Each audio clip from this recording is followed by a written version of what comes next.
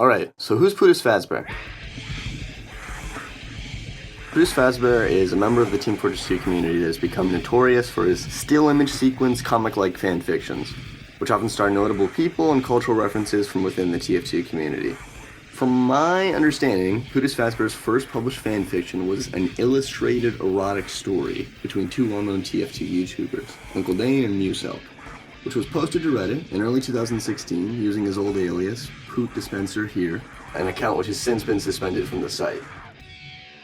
In the following weeks, he made a handful of other TF2 fanfictions, mainly an episodic saga known as Best TF2 Fanfic, which was divided in 2 episodes, each with 2 and 4 subparts respectively. Then in November 2016, Pootis Fazbear came to the attention of myself and a great deal of the competitive TF2 community as a result of his new fanfiction starring competitive players and alleged rivals Banny and Flash.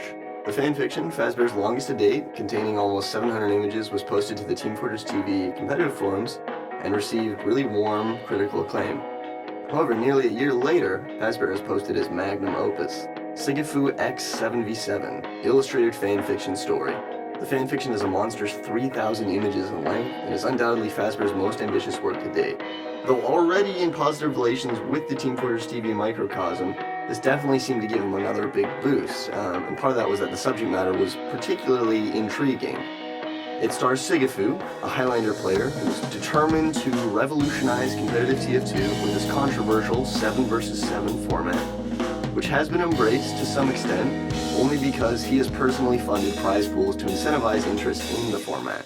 And so in the story, we observe a female embodiment of the 7v7 format, created by Sigafu, slowly realizing that the post-apocalyptic bunker she lives in with Sigafu, who rules with an iron fist of enforced Christianity and sexual servitude, is a web of lies created by Sigafu. She discovers knowledge of the outside world, the TF2 subreddit, among other things, and escapes.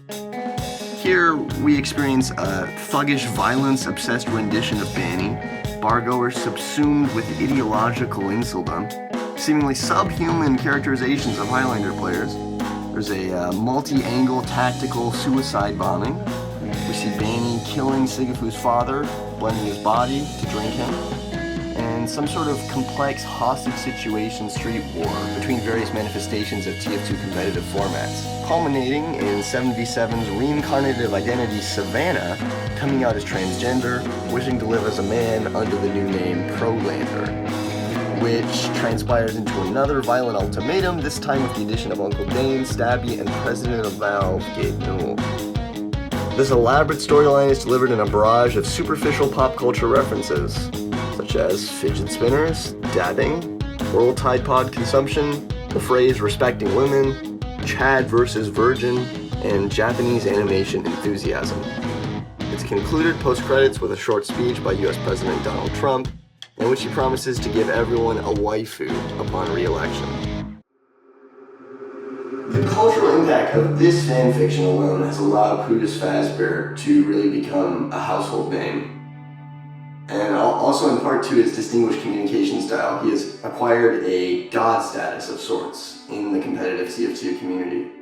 With any kind of character this intriguing, I can't help but want to know more about the person behind Pootis Fazbear. Is it a conscious act or an unconscious proclivity? Is it someone closer to the unobstructed creative capacity of youth, or is Pootis wiser than us all and showing us exactly what he wants us to see? Someone weathered down by the rules they've played the game of life with. Someone so eroded that over the years they've mustered up the conviction necessary to willingly dive this deeply into the core of naive yet perfect imagination.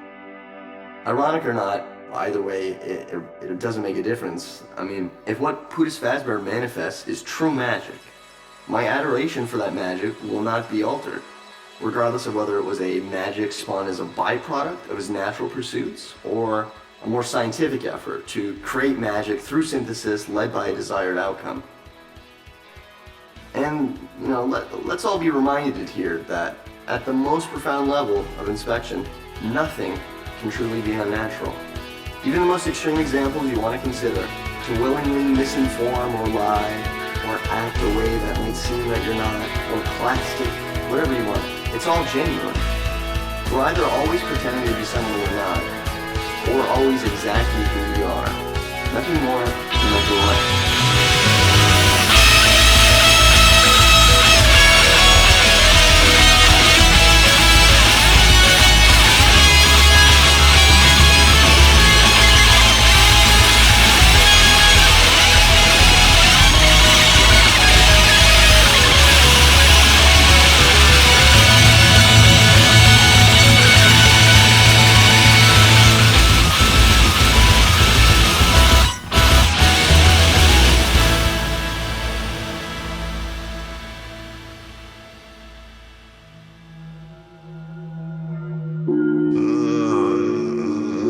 I'm not a human. I'm a freak.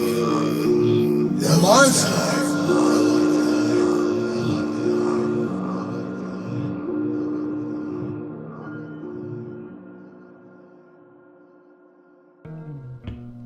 All your concerns, Pootis. Dear author, you're even more than you could possibly know.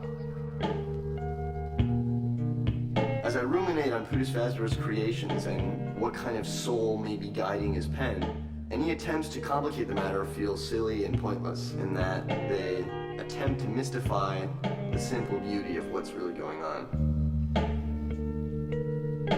Rather than asking why Pootis Fazbear makes these fanfictions, we should really ask why we are so perplexed that someone would.